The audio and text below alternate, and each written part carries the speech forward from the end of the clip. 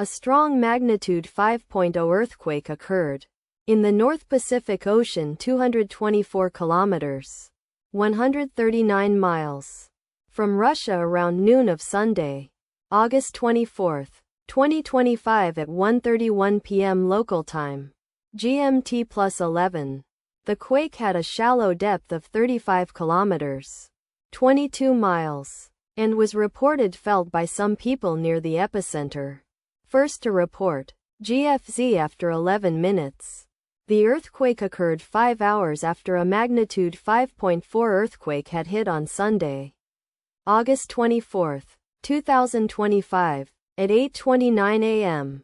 GMT+11 local time, in 93 kilometers 58 miles distance to the northeast. Data source from Volcano Discovery. Did you feel it? Let us pray. May the earthquake that occurred not affect our brothers and sisters there.